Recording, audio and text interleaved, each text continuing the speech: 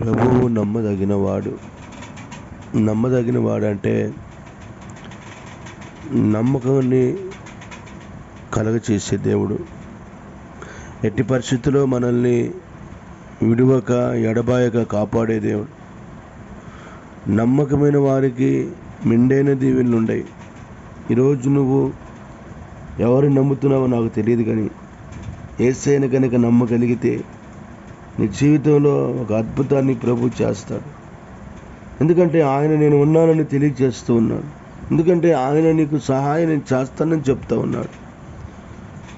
ఆయన్ని నమ్ముకున్న వారికి ఎప్పుడు కూడా ఏది కొరత కొదువు కాదు.